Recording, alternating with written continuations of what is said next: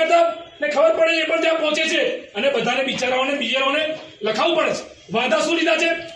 જેટલા પણ આ ધારો કે બીજેપીના નેતાઓ હોય તો આ લોકોએ જે વાંધા લીધા છે ફોર્મ નંબર 7 માં, એમાં બે જ ઓપ્શન છે, ગેરહાજર અને સ્થળાંતર.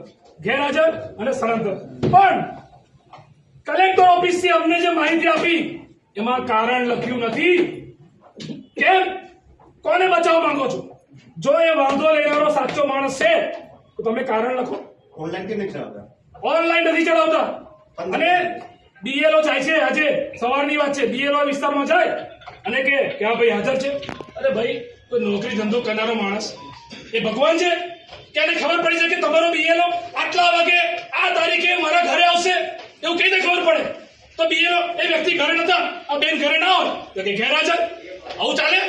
આવું વેરિફિકેશન કોના હિસાબે? સાચા મતદારોના નામ ડિલીટ ના દઈએ. નથી જોતી ચૂંટણી. આવી રીતે ચૂંટણી ભાજપને તમે જીતવા માંગતા હોય, અમારે નથી જોતી ચૂંટણી. બંધ કરી દો અને નાટકો ચાહ્યાઓ. કોઈ પણ સાચા જુગલ સાહેબ 10 તારીખ સુધી અમે રોજ આવીશું. કાલે પણ આવીશું. કાલે અકોટા વિધાનસભાનો લઈને આવું છું, વડોદરા સિટી વિધાનસભા લાવું છું, કાલે રાવપુરા લાવીશ, માંજરપુર લાવીશ, સયાજીગંજ બધી વિધાનસભાનો લાવીશ. અને એક પણ મતદારનું નામ ડિલીટ થયું ભાજપના નેતાઓ પર આ પુરાવા સાથે છે.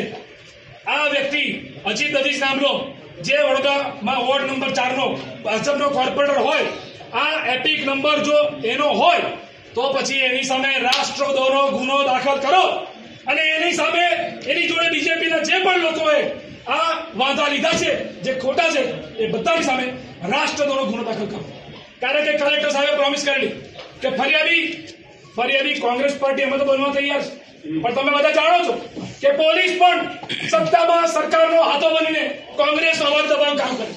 ત્યારે અમે આજે રજૂઆત બહુ થઈ ગઈ, તમે અમને જવાબ આપો કે તમે શું કરવાના છો. રાષ્ટ્રદ્રોહનો ગુનો દાખલ કરો, નહીં તો અમે તમારી પર અને જે અનિલ ધામેલિયા સાહેબ જે વડોદરાના કલેક્ટર છે, સાથે સાથે પોતે જિલ્લા ચૂંટણી અધિકારી છે, ભલે બહુ નિષ્પક્ષ છે, એમની એક ઇમેજ છે કે પારદર્શક છે, રાજકારણમાં નથી પડતા, કોઈ પાર્ટી નથી માનતા, તો સાબિત કરો. અને બીજેપીના નેતાઓ જેને સામાન્ય મતદારના નામ ડિલીટ કરવા માટે વાંધા લીધા છે એની સામે રાષ્ટ્રદ્રોહનો કેસ દાખલ કરો, જેલના સળિયા પાછળ મોકલો. અને આ રજૂઆત પહેલી વખત નથી, 10મી વખત આવ્યો છું. 10મી વખત. મને ગળા ફાડવાનો શોખ નથી, પણ આ જે મતદારોના નામ ડિલીટ કરવા માટે જે ષડયંત્ર ચાલી રહ્યું છે એને અમે નહીં સાકી લઈએ, નહીં ચાલે લઉં.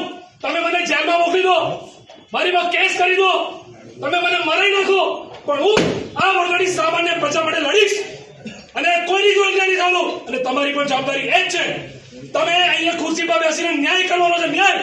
અને આ બધા આ ન્યાયની અસહાય છે. જો અન્યાય થશે તો તમારી સામે આંદોલન થશે, વડોદરાના કલેક્ટર સામે આંદોલન થશે. કારણ કે મતદારો, લોકશાહીમાં સૌથી મોટો તહેવાર ચૂંટણી છે અને ચૂંટણીમાં બીજેપીને ષડયંત્ર કરીને જીતું છે. એ તો બિહારમાં જીત્યા, એ તો ગુજરાતમાં જીતું છે. નહીં સાખી લઈ. અને તમે અમને જવાબ આપો. હું અહીં બેઠો છું, તમે કેસ ક્યારે દાખલ કરો છો? પુરાવા તમારી પાસે છે? પુરાવા અમે પણ તમને બધા આપીએ છીએ.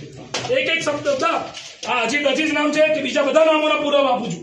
કાલે અકોટાના આપીશું, માંજરપુરના આપીશું, રાવપુરાના આપીશું. આ બધી અરજી આપો. નામની સાથે બધી બોલો, તમારું નામ બોલો.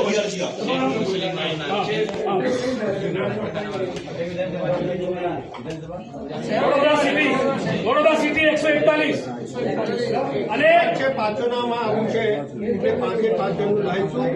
તમે કેસ કરો, નહીં કરો. સાથે છે સાહેબ, આવા બધા પુરાવા સાથે જ છે આપણે.